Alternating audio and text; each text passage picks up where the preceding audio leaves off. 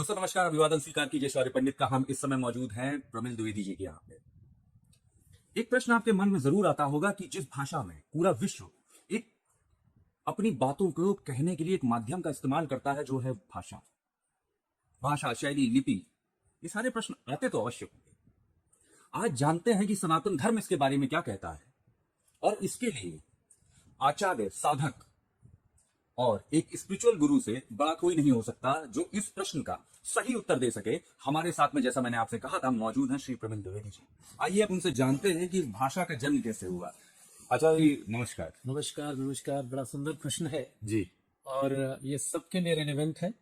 जिन लोगों को ये ज्ञात नहीं है, जिन नॉलेज नहीं है, सबके लिए होना चाहिए। जब धरती का निर्माण हुआ, सृष्टि का निर्माण हुआ, तो जो सृष्टि के निर्माता थे उनके मन में एक बड़ी पीड़ा थी कि इतने सारे जीव जंतु, नर नारी है, मनुष्य जाति सर्वश्रेष्ठ है।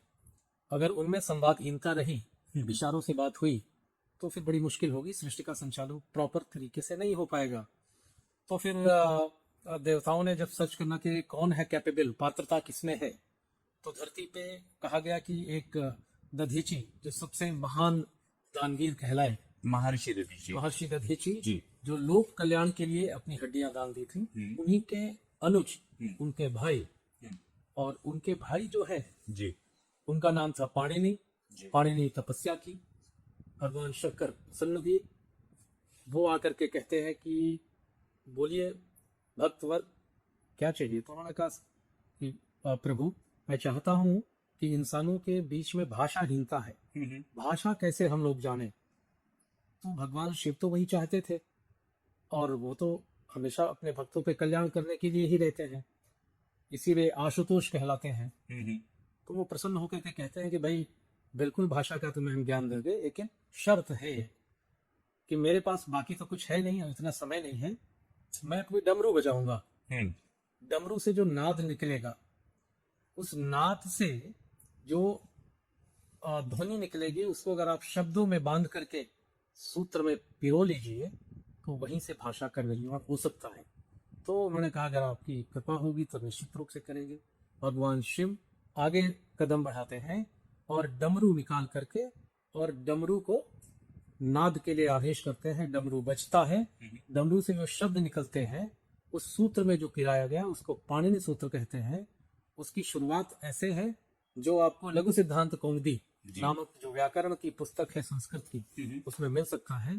तो उनकी शुरुआत मैं कुछ संक्षिप्त रूप से आपको बताता हूँ। अ इ गुण ऋरक।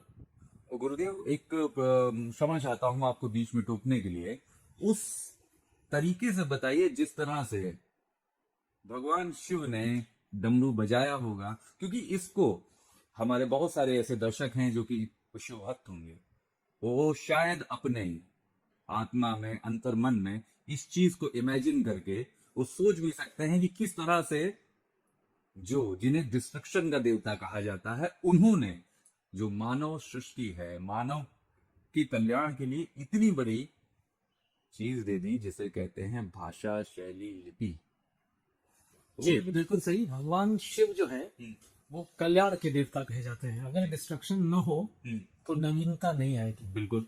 इसलिए भगवान शिव ही ऐसे देव है, ईश्वर है, कि जो डिस्ट्रक्शन करने के बाद नई सृष्टि का निर्माण होता। अगर वो न होते तो शायद ऐसा नहीं हो पाता। इसलिए उन्होंने सदैव कल्याण के लिए, मानव कल्याण के लिए, सृष्टि के कल्याण के लिए ये किया। क्योंकि डमरू की नाद हम सब लोग सुन चुके हैं कहीं जी, नहीं। तो डमरू का जब वो ट्विस्ट किए जी, तो ट्विस्ट में सबसे पहला ट्विस्ट था अ ई ऊणा। वो जब डमरू पे उस टक्कर लगती है, टंकार होती है, तो अ से ही पूरे विश्व में जितनी भी भाषाएं हैं उनका शुरुआत अ से हुआ है, ए से हुआ है। ठीक है, कोई भी भाषा दुनिया की। तो इसीलिए जब पहला थाप हुई तो अ ई ऊण, तो उसको लिख दिया पाणिनि ने, अ ई ऊण ऋ।